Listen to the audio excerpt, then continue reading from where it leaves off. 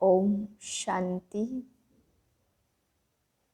अपना सारा ध्यान मस्तक के बीच में एकाग्र करें।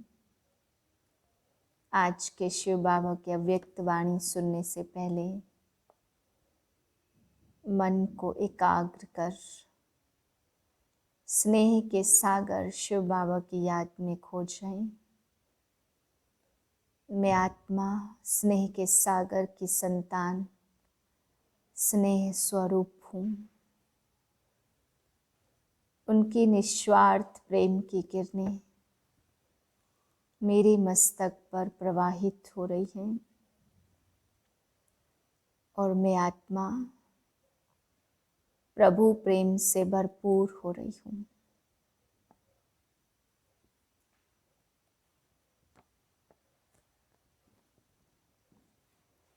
आज 11/2020 के महावाक्य हैं।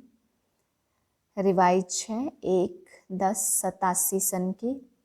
टॉपिक है ईश्वरी स्नेह जीवन परिवर्तन का फाउंडेशन है।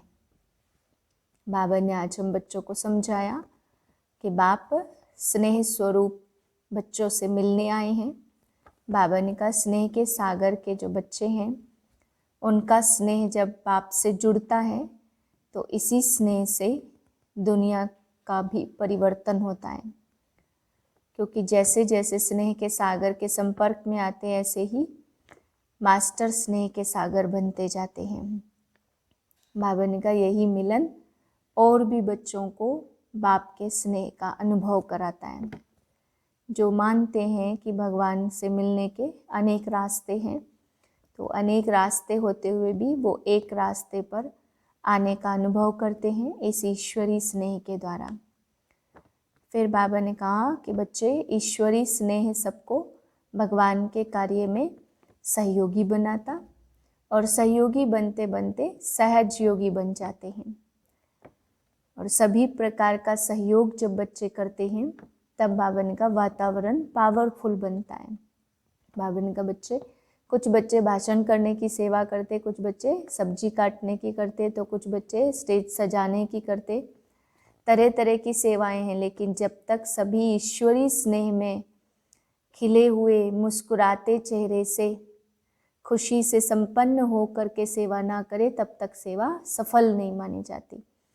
बाबा ने कहा बच्चे सेवा की सफलता तभी है जब सभी ईश्वरी स्नेह से संपन्न हो करके सेवा करें। फिर बाबा ने सेवाधारी हर डिपार्टमेंट की महिमा की। बाबा ने कहा बच्चे अगर सब्जी ना काटे तो भोजन बनाने वालों की सेवा कैसे होगी, और अगर सारी सेवा कर दी और सफाई करने वाले अपनी सफाई की सेवा ना करें तो वातावरण कितना खराब होगा।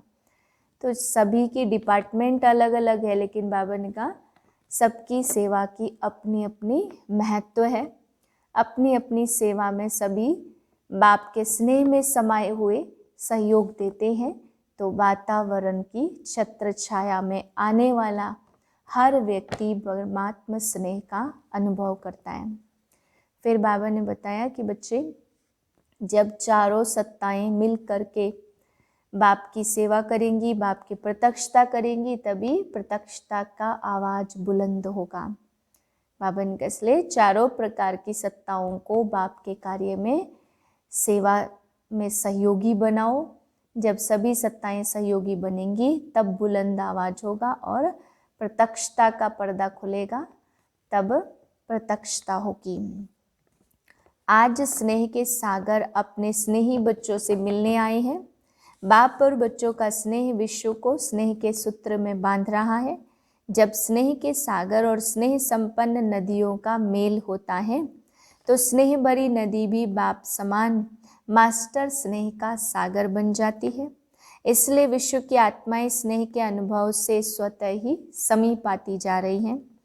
पवित्र प्यार व ईश्वरी परिवार के प्यार से कितनी भी अनजान आत्माएं हो, बहुत समय से परिवार के प्यार से वंचित पत्थर समान बनने वाली आत्माएं हो, लेकिन ऐसे पत्थर समान आत्माएं भी ईश्वरी परिवार के स्नेह से पिघलकर पानी बन जाती है। यह ईश्वरी परिवार के प्यार की कमाल है। कितना भी स्वयं को किनारे करे, लेकिन ईश्वरी प्यार वाले माने लेकिन ईश्वरी स्नेह सहयोगी बनाए, आपस में एक हो, आगे बढ़ने के सूत्र में बांध देता है। ऐसा अनुभव किया ना? स्नेह पहले सहयोगी बनाता, सहयोगी बनाते बनाते स्वतः ही समय पर सर्व को सहज योगी बना देता है। सहयोगी बनने की निशानी है, आज सहयोगी हैं, कल सहज योगी बन जाएंगे। ईश्वरी स्नेह परिवर्तन का फाउंडेशन, नींव है, अथवा जीवन परिवर्तन का बीज स्वरूप है। जिन आत्माओं में ईश्वरी स्नेह की अनुभूति का बीज पड़ जाता है, तो यह बीज सहयोगी बनने का वृक्ष स्वतः ही पैदा करता रहेगा और समय पर सहजयोगी बनने का फल दिखाई देगा। क्योंकि परिवर्तन का बीज फल जरूर दिखाता है, सिर्फ कोई फल जल्दी निकलता है और कोई फल समय पर निकलता है। चारों ओर देखो, आप सभी मास्टर स्नेह के सागर, विश्व सेवाधारी बच्चे क्या कार्य कर रहे हो? विश्व में ईश्वरी परिवार के स्नेह का बीज बो रहे हो। जहाँ भी जाते हो, चाहे कोई नास्तिक हो चाहे कोई आस्तिक हो, बाप को न भी जानते हो न भी मानते हो, लेकिन इतना अवश्य अनुभव करते हैं कि ऐसा ईश्वरी परिवार का प्यार जो आप शिववंशी ब्रह्मा कुमार कुमारियों से मिलता है, यह और कहीं भी नहीं मिलता। और यह भी मानते हैं कि यह स्नेह या प्यार साधारण नहीं है, यह अलौकिक प्यार व ईश्वरी स्नेह है। तो इनडायरेक्ट नास्तिक से आस्तिक हो गया ना। ईश्वरी प्यार है तो वह कहाँ से आया? किरणें सूर्य को स्वतः ही सिद्ध करती हैं। ईश्वरी प्यार, अलौकिक स्नेह, निस्वार्थ स्नेह स्वतः ही दाता बाप को सिद्ध करता ही है। इनडायरेक्ट ईश्वरी स्नेह के प्यार द्वारा स्नेह के सागर बाप से संबंध जुट जाता है, लेकिन जानते नहीं है, क्योंकि बीज पहले गुप्त रहता है, वृक्ष स्पष्ट दिखाई देता है। तो ईश्वरी स्नेह का बीज सर्व को सहयोगी सो सहज योगी प्रत्यक्ष रूप में समय प्रमाण प्रत्यक्ष कर रहा है और करता रहेगा। तो सभी ने ईश्वरी स्नेह के बीज डालने की सेवा की, सहयोगी बनाने की शुभ भावना और शुभकामना के विशेष 2 पत्ते भी प्रत्यक्ष देखे। अभी यह तना वृद्धि को प्राप्त करते प्रत्यक्ष फल दिखाएगा। बाप दादा सर्व बच्चों के वैरायटी भिन्न भिन्न प्रकार की सेवा को देख हर्षित होते हैं। चाहे भाषण करने वाले बच्चे, चाहे स्थूल सेवा करने वाले बच्चे, सर्व के सहयोग की सेवा से सफलता का फल प्राप्त होता है। चाहे पहरा देने वाले हो, चाहे बर्तन संभालने वाले हो, लेकिन जैसे 5 उंगलियों के सहयोग से कितना भी श्रेष्ठ कार्य, बड़ा कार्य सहज हो जाता, ऐसे हर एक ब्राह्मण बच्चों के सहयोग से जितना सोचा था कि ऐसा होगा, उस सोचने से 1000 गुना ज़्यादा सहज कार्य हो गया। यह किसकी कमाल है? सभी की। जो भी कार्य में सहयोगी बने, चाहे स्वच्छता रखी, चाहे टेबल मेज साफ किया, लेकिन सर्व के सहयोग की रिजल्ट, परिणाम सफलता है। यह संगठन की शक्ति महान है। विशेष कार्य में जो निमित्त सेवाधारी बनते ही हैं, लेकिन वायुमंडल का किला सर्व के सहयोग से ही बनता है। निमित्त बनने वाले बच्चों को भी बाप दादा मुबारक देते हैं। चाहे निमित्त शक्तियाँ भी रही, चाहे पांडव भी रहे, लेकिन सबसे ज़्यादा मुबारक सभी बच्चों को, बाप को बच्चे मुबारक क्या देंगे? क्योंकि बाप तो अव्यक्त हो गया ना। व्यक्त में तो बच्चों को निमित्त बनाया, इसलिए बाप दादा सदा बच्चों के ही गीत गाते हैं। आप बाप के गीत गाओ और बाप आपके गीत गाए। जो भी किया बहुत अच्छा किया। भाषण करने वालों ने भाषण अच्छे किए, स्टेज सजाने वालों ने स्टेज अच्छी सजाई, और विशेष योग युक्त भोजन बनाने वाले, खिलाने वाले सब्जी काटने वाले रहे। पहले फाउंडेशन तो सब्जी कटती है, सब्जी नहीं कटे तो भोजन क्या बनेगा। सब डिपार्टमेंट वाले ऑलराउंड सेवा के निमित्त रहे। सुनाया ना, अगर सफाई करने वाले सफाई नहीं करते तो भी प्रभाव नहीं पड़ता। हर एक का चेहरा ईश्वरी स्नेह संपन्न नहीं होता तो सेवा की सफलता कैसे होती। सभी ने जो भी कार्य किया स्नेह भर करके किया, इसलिए उन्होंने भी स्नेह का बीज पड़ा। यह वायुमंडल के छत्र छाया की विशेषता रही। वायुमंडल छत्र छाया बन जाता है तो छत्र छाया के अंदर होने के कारण कैसे भी संस्कार वाले स्नेह के प्रभाव में समाये हुए थे।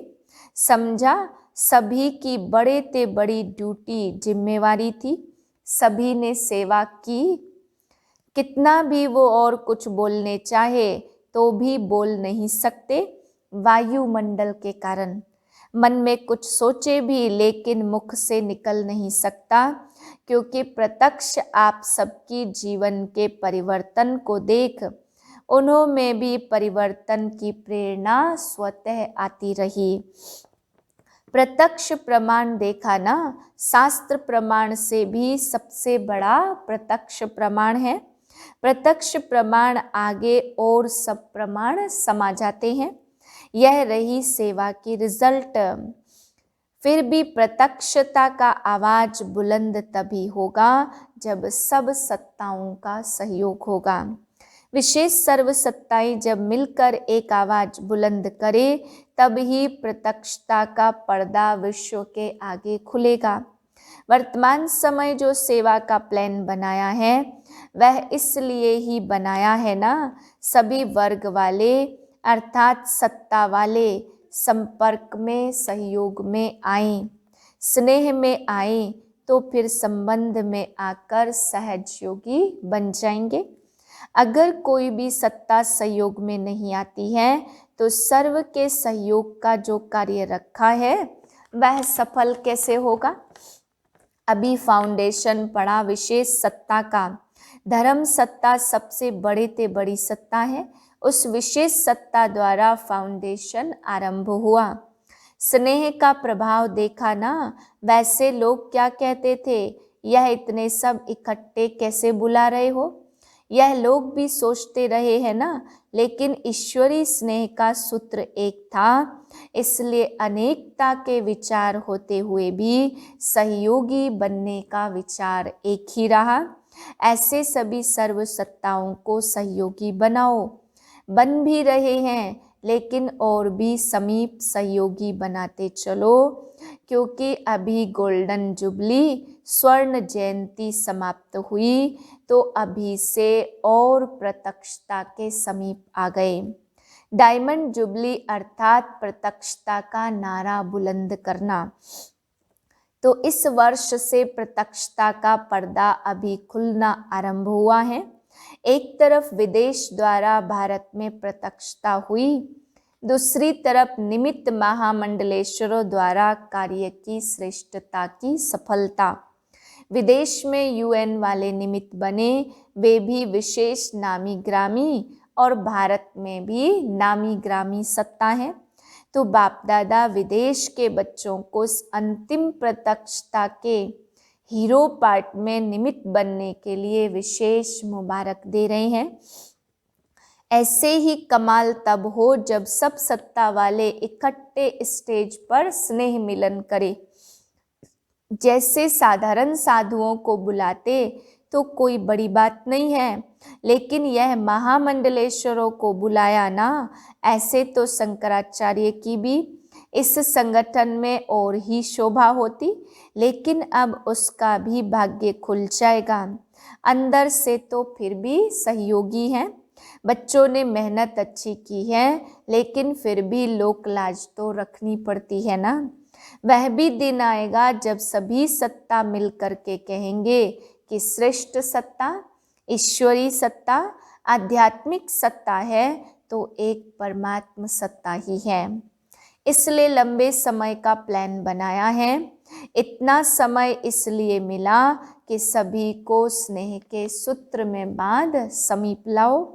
यह स्नेह चुंबक बनेगा जो सब एक साथ संगठन के रूप में बाप की स्टेज पर पहुंच जाए। ऐसा प्लान बनाया है ना? अच्छा, सेवाधारियों को सेवा का प्रत्यक्ष फल भी मिल गया। नहीं तो अभी नंबर नए बच्चों का है। अभी अपने छोटे भाई बहनों को टर्न दे रहे हो। स्वयं वानप्रस्थी बने तब औरों को चांस दिया है। सब कहेंगे अभी भी मिलने का चांस मिलना चाहिए। जितना मिलेंगे उतना और इच्छा बढ़ती जाएगी। फिर क्या करेंगे? औरों को चांस देना भी स्वयं तृप्ति का अनुभव करना है, क्योंकि पुराने तो अनुभवी हैं, प्राप्ति स्वरूप हैं। तो प्राप्ति स्वरूप आत्माएं सर्व पर शुभ भावना रखने वाले, औरों को सदा आगे रखने वाले हो ना? या समझते हो हम भी मिल लेवे? इसमें ही निस्वार्थी बनना है। समझदार हो, आदि मध्य अंत को समझने वाले हो, समय को भी समझते हो और प्रकृति के प्रभाव को भी समझते हो, पाठ को भी समझते हो। तो बाप दादा भी सदा ही बच्चों से मिलना चाहते हैं। अगर बच्चे मिलने चाहते और बाप दादा पहले चाहता, तब बच्चे भी चाहते। लेकिन बाप को भी समय और प्रकृति को देखना पड़ता है ना। अब इस दुनिया में आते हैं तो दुनिया की सब बातों को देखना पड़ता। जब इनसे दूर अव्यक्त वतन में हैं तो वहाँ तो पानी की, समय की, रहने आदि की प्रॉब्लम समस्या ही नहीं है। गुजरात वाले समीप रहते हैं। यह भी गुजरात वालों की विशेषता है, सदैव एवर रेडी। हाँ जी का पाठ पक्का है, जहाँ भी रहने का स्थान मिले तो रह भी जाते हैं।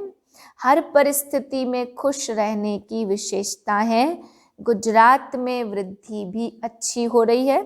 सेवा का उमंग उत्साह स्वयं को भी निर्विघ्न बनाता और दूसरों का भी कल्याण करता है। सेवा भाव की भी सफलता है। सेवा भाव में अगर अहम आ गया तो उसको सेवा भाव नहीं कहेंगे। सेवा भाव सफलता दिलाता है। अहम भाव अगर मिक्स होता है तो मेहनत भी ज़्यादा, समय भी ज़्यादा और फिर भी स्वयं की संतुष्टि नहीं होती है। सेवा भाव वाले बच्चे सदा स्वयं भी आगे बढ़ते और दूसरों को भी आगे बढ़ाते हैं। सदा उड़ती कला का अनुभव करते हैं। अच्छी हिम्मत वाले हैं। जहाँ हिम्मत है वहाँ बाप दादा भी हर समय कार्य में मददगार है। महारथी तो है ही महादानी। जैसा समय वैसा पाठ बजाने में भी सब सिखिलदे बच्चे सदा ही सहयोगी रहे हैं और रहेंगे। औरों को चांस देना यह भी महादान वरदान है। बाप दादा भी चाहते एक एक बच्चे से मिलन मनावे और समय की सीमा भी होनी चाहिए। लेकिन आप लोगों की दुनिया में यह सभी सीमाएं देखनी पड़ती हैं। नहीं तो एक एक विशेष रतन की महिमा अगर गावे तो कितनी बड़ी है। कम से कम एक एक बच्चे की विशेषता का एक एक गीत तो बना सकते हैं। लेकिन इसलिए कहते हैं वतन में आओ जहाँ कोई सीमा नहीं है। अच्छा, सदा ईश्वरी स्नेह में समाये हुए, सदा हर सेकंड सर्व के सहयोगी बनने वाले, सदा प्रत्यक्षता के पर्दे को हटाए बाप को विश्व के आगे प्रत्यक्ष करने वाले, ऐसे प्रत्यक्ष प्रमाण स्वरूप आकर्षित करने वाले और बाप के हर कार्य में सहयोगी बन एक का नाम बाला करने वाले, ऐसे विश्व के इष्ट देव, विश्व के विशेष बच्चों को बाप दादा का अति स्नेह संपन्न याद प्यार। साथ साथ सर्व देश विदेश के स्नेह से बाप के सामने पहुंचने वाले सर्व समीप बच्चों को सेवा की मुबारक के साथ साथ बाप दादा का विशेष याद प्यार स्वीकार हो। हम रूहानी बच्चों की रूहानी बाप को नमस्ते। वरदान है, नॉलेज फुल की विशेषता द्वारा संस्कारों के टक्कर से बचने वाले कमल पुष्प समान न्यारे व साक्षी भव। संस्कार तो अंत तक किसी के दासी के रहेंगे, किसी के राजा के। संस्कार बदल जाएं यह इंतजार नहीं करो, लेकिन मेरे ऊपर किसी का प्रभाव न हो, क्योंकि हर एक के संस्कार भिन्न भिन्न हैं। दूसरा माया का भी रूप बनकर आते हैं। इसलिए कोई भी बात का फैसला मर्यादा की लकीर के अंदर रहकर करो। भिन्न भिन्न संस्कार होते हुए भी टक्कर न हो, इसके लिए नॉलेजफुल बन कमल पुष्प समान न्यारे व साक्षी रहो। स्लोगन है, हट व मेहनत करने के बजाय रमणीकता से पुरुषार्थ करो। ओम शांति।